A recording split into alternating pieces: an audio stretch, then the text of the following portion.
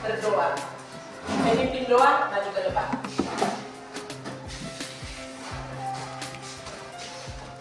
Mari kita bersatu dalam doa.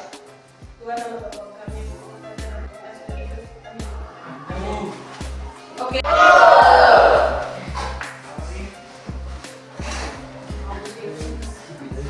Oke, tadi kita sudah berdoa, sekarang kita lanjutkan. Kita menyanyikan lagu nasional dulu ya.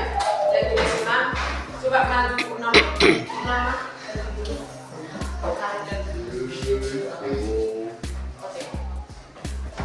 Bangun pemuda pemudi, 1, 2, 3 ya. Bangun pemuda pemudi.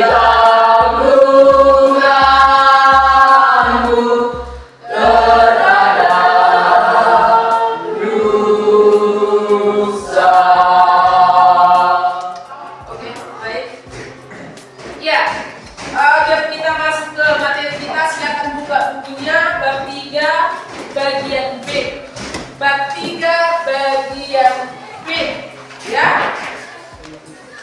Bab 3 bagian B sudah? Ya, di sana bab 3 bagian B adalah bentuk dan prinsip.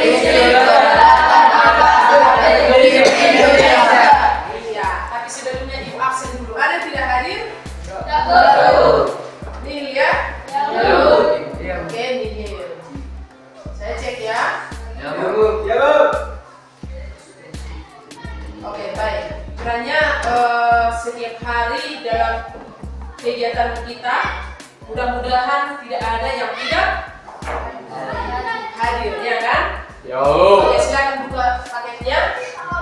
Itu ada di halaman 60 ya? Iya, halaman 60. Sudah dilihat di sana? Sudah dilihat? Coba saya unjuk membaca halaman 60, judulnya sampai nomor 2. Sampai nomor 2. Coba si Rahel.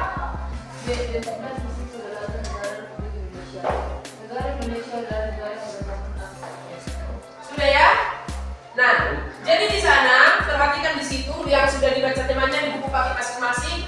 Nah, sekarang perhatikan PPT yang di depan tentang sedikit penjelasan dari bagian B ya. Perhatikan ke depan. Ada di sana judulnya, perhatikan judul ya.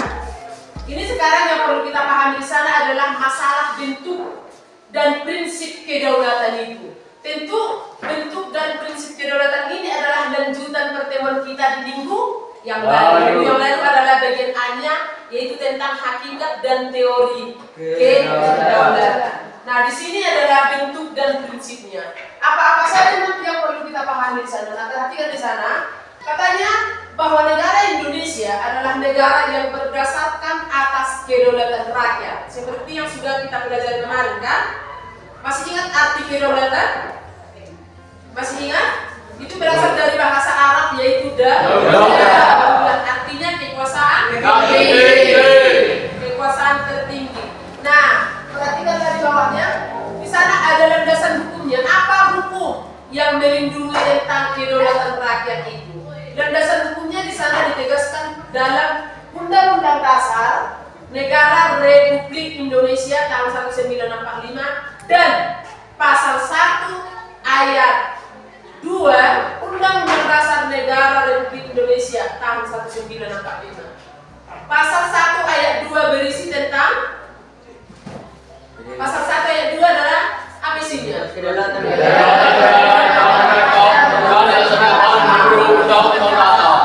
Oke, cocok? Cocok kan dengan katanya tadi kan? Katanya landasan hukumnya ditegaskan dalam Undang-Undang Dasar dan pasal 1 ayat 2. Jelas ya? Oke, berikut perhatikan. Nomor 2, yang kedua, coba Sain baca dulu Sain. Yang di slide Sain. Slide. Landasan hukumnya ditegaskan dalam peraturan perundang-undangan yang berlaku. Oke, tahan dulu sampai situ. Nah, itu tadi yang sudah dibaca temanya. Sekarang tugas anak didik kami, coba ambil resume. Masih tahu ya resumenya? Ringkasan dari yang dibaca si Sain tadi. Itu ada tadi yang dibaca si Sain, mulai dari halaman 60 sampai halaman 61. Ibu kasih waktu. Kalian gitu ya? Nah, coba perhatikan ke depan. Itu nanti kita bahas itu. Perhatikan dulu ke depan, ada di situ slide ibu. Ini tadi sudah siap ini ya, yang pertama ya. Oke, yang kedua. Dilihat ini yang kedua. Purnama nampak? Coba baca dulu Purnama. Prinsip-prinsip kedaulatan negara Republik Indonesia. 1. Negara Indonesia adalah negara kesatuan yang manusia berpolitik. 2. Kedaulatan berada di tangan rakyat dan dilaksanakan menurut Undang-Undang Dasar. Oke, nah berarti di sana sudah jelas ya bahwa prinsip-prinsip kedaulatan negara Republik Indonesia itu di sana ada 6 poin ya. Itu tadi yang sudah dibacakan temannya ada di sana bahwa negara Indonesia katanya adalah negara kesatuan yang berbentuk republik. Kemudian kedaulatan berada di tangan rakyat dan negara Indonesia adalah negara hukum. Kemudian presiden tidak membekukan dan atau membubarkan DPR. Kemudian yang kelima, menteri-menteri diangkat dan diberhentikan oleh presiden, dan yang keenam adalah MPR hanya dapat memberhentikan presiden dan atau wakil presiden dalam masa jabatannya menurut Undang-Undang Dasar. Itulah prinsip-prinsip kedaulatan itu ya. Oke, kemudian kita lanjut. Iya. Dilihat yang di depan. Dilihat. Oke. Nah, untuk tayangan selanjutnya siapa si Jire, baca dulu Jire. Prinsip negara kedaulatan memiliki hubungan yang erat dengan makna demokrasi dan peraturan dari kata Demos dan berarti demos dengan rakyat dan pemerintah. Secara harfiah, demokrasi berarti pemerintahan rakyat. Menurut Abraham Lincoln, demokrasi adalah pemerintahan dari rakyat oleh rakyat dan untuk rakyat. Nah, jelas ya. Nah, di sini perhatikan katanya bahwa prinsip negara kedaulatan rakyat itu memiliki hubungan yang erat hubungannya dengan demokrasi. Di sana kata demokrasi berasal dari kata demos, ya.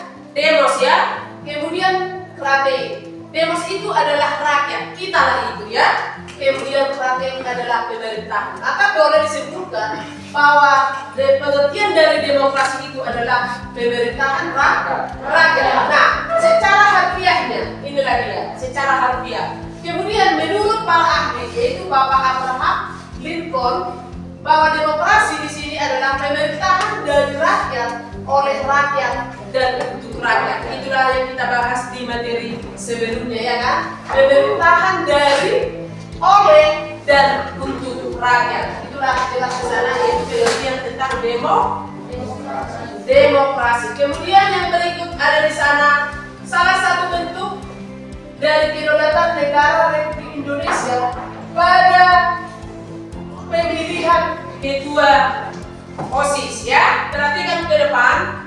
Salah satu bentuk dari kedaulatan pada pemilihan ketua OSIS di lingkungan sekolah, ya kan? Di lingkungan sekolah ya. Di lingkungan sekolah, kita lihat di sini gambar yang pertama. Kegiatan pemilihan ketua OSIS periode 2023-2024. Di sini ada gambar pertama, ya kan? Kemudian gambar kedua ini adalah panitianya.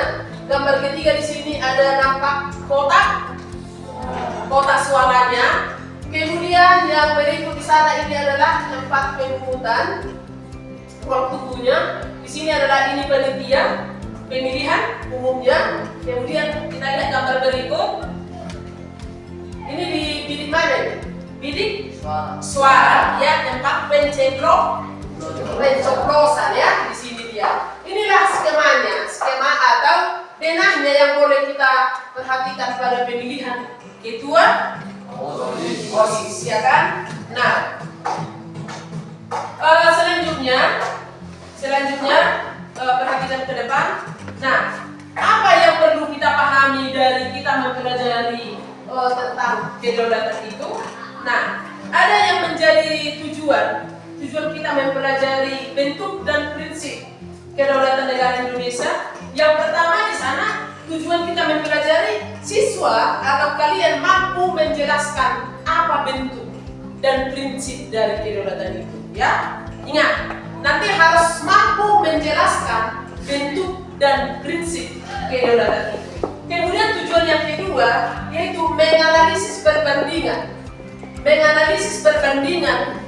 ketiga demokrasi. Ada itu di buku paketnya. Ada di sana demokrasi Pancasila, ada demokrasi liberal, ada demokrasi sosialis, ya kan? Nah, jadi kita diminta untuk mampu menganalisis perbandingannya itu. Di mana letak perbandingan demokrasi Pancasila dengan demokrasi sosialis dan demokrasi liberal. Kemudian yang ketiga di sana bahwa kita diminta mampu mendeskripsikan prinsip-prinsip kedaulatan itu. Prinsip-prinsip kedaulatan itu dengan baik dan benar. Inilah yang menjadi tujuan kita mempelajari bab 3 bagian B atau bagian yang ke-2, iya kan? Iya kan? Oke. Nah, selanjutnya perhatikan ke depan. Sekarang bentuk menjadi 6 kelompok. Ya. Ini sudah 6 kelompok.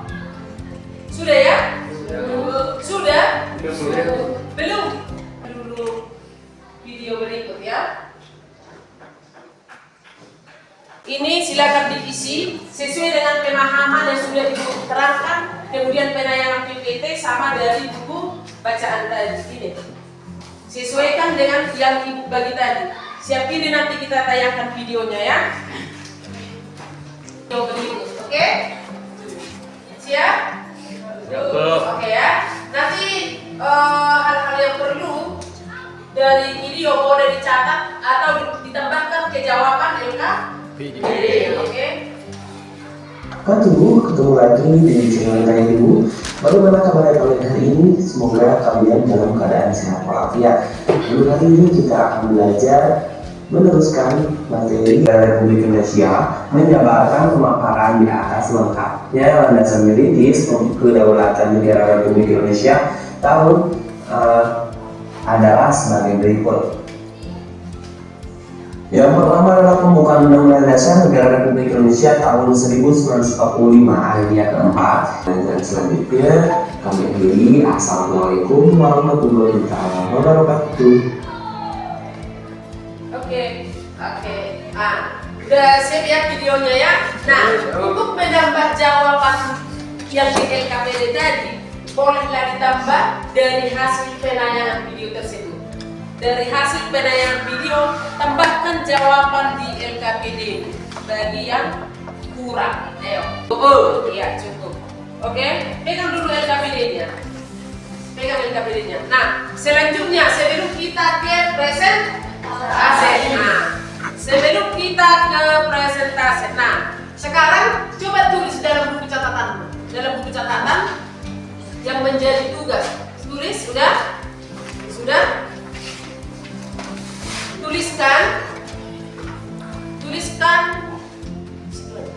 Tuliskan poin-poin penting.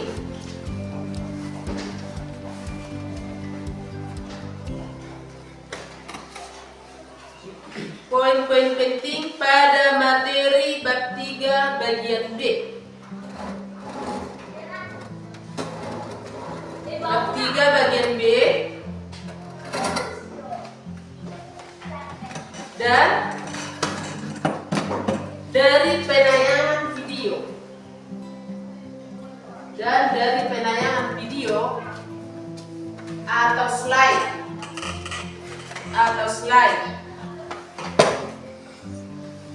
Titik. Buat dalam bentuk makalah.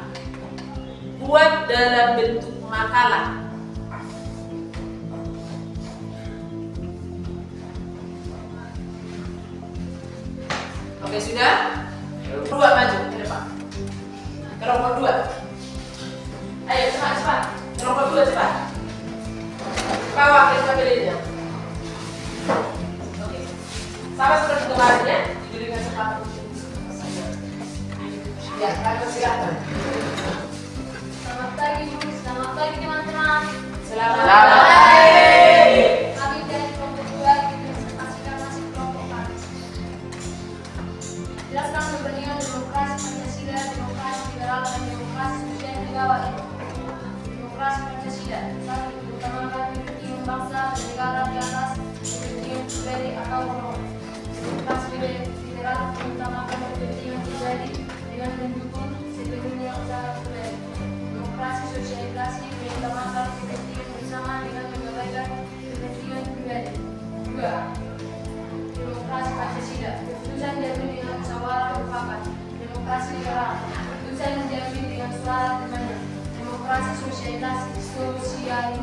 sosialis keputusan diambil berdasarkan kehendak mayoritas. 3. Agama merupakan bagian yang tidak terpisahkan dari kehidupan bernegara. Memisahkan keputusan agama dengan kehidupan negara. Tidak mengenal agama karena tidak mengakui adanya Tuhan Yang Maha Esa. 4. Tidak dikenalnya jatuh mayoritas dan berani minoritas. 2. Keputusan ditentukan oleh kesepakatan individu sebagai warga negaranya. 3. Suara mayoritas kelompok besar masyarakat yang menentukan segalanya. Demikian hasil presentasi kami. Jika ada pertanyaan, kami siap menjawab. Oke, ada pertanyaan untuk kelompok 2? Ada pertanyaan untuk kelompok 2? Kami persilakan. Pertanyaannya ada untuk kelompok 2. Ayo, Dimas, silakan. Jelaskan pengertian dari demokrasi Pancasila. Kami akan menjawab pertanyaan dari saudara Dimas. Jawabannya, mengutamakan kepentingan bangsa dan negara di atas kepentingan pribadi atau golongan. Demikian jawaban kami. Apakah saudara Dimas sudah puas? Kurang puas, karena itu berpentingan bukan pengertian. Iya, yang dimintakan pengertian demokrasi Pancasila, bukan perbandingannya. Apa tadi pengertian demokrasi Pancasila di tayangan slide tadi? Pengertian demokrasi Pancasila. Iya. Oke, ada yang bisa menjawab? Ada yang bisa menjawab pengertian demokrasi Pancasila? Iya. Kepada si Jire, silakan Jire. Demokrasi Pancasila merupakan demokrasi yang sesuai dengan bangsa Indonesia karena bersumber pada tata nilai sosial budaya bangsa yang sudah melekat dalam kehidupan masyarakat sejak dahulu. Saudara Dimas. Oke, udah Jire? Ya Dimas? Pas, Bu. Oke, pas. Oke, coba tepuk tangan untuk Jire. Ya, ada lagi pertanyaan untuk kelompok 2? Ada lagi pertanyaan untuk kelompok 2?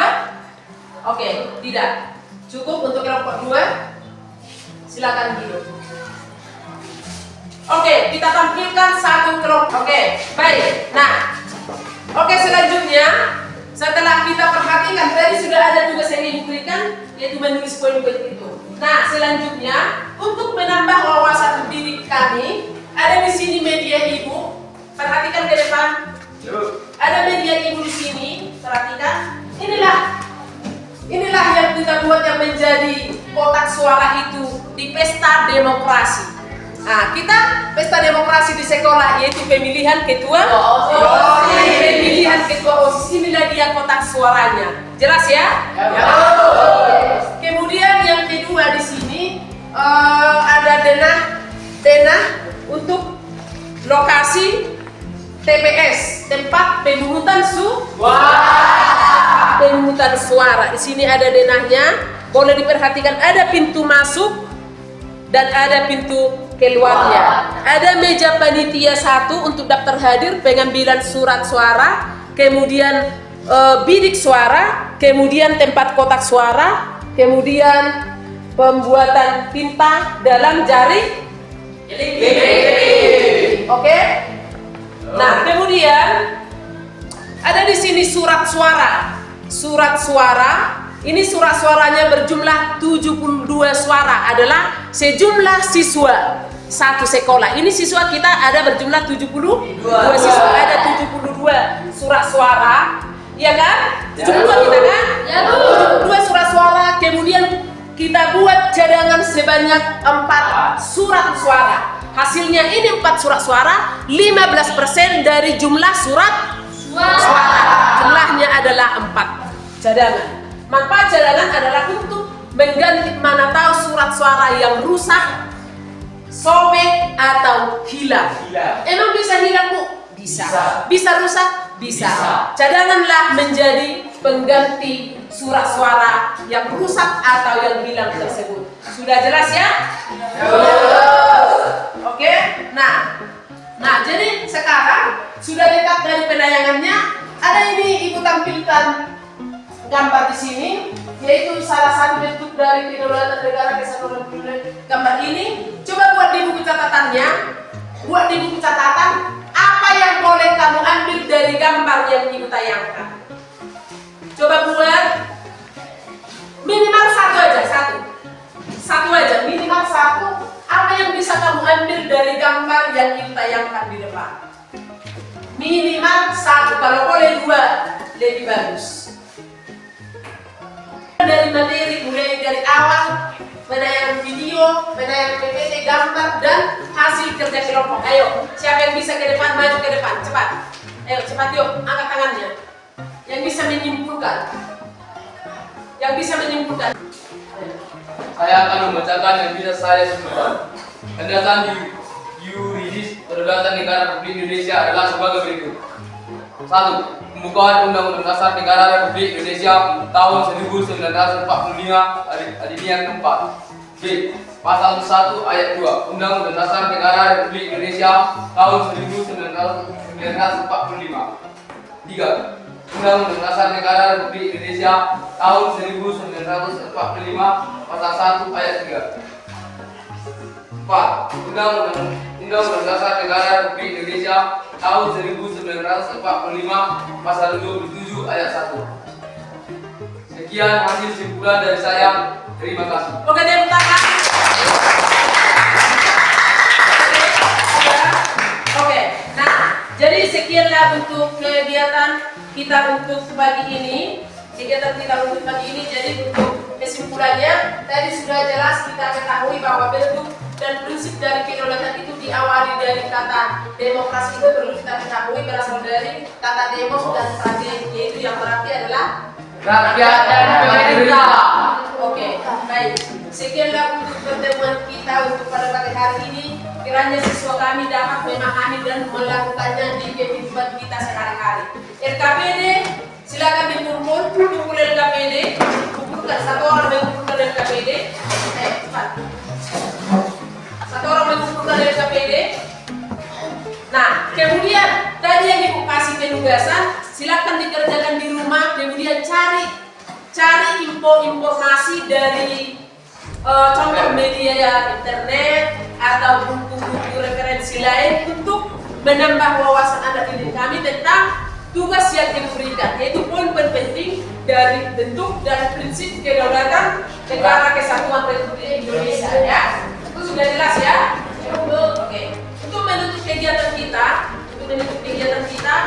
kita berdoa. Silakan maju ke depan.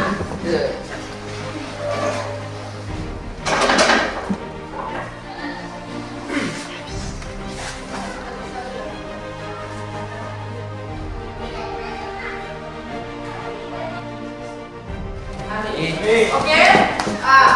Jadi sekianlah untuk pertemuan kita pada pagi hari ini. Ditunggu pertemuan berikutnya. Semoga ada titik kami dalam keadaan sehat dan dikerjakan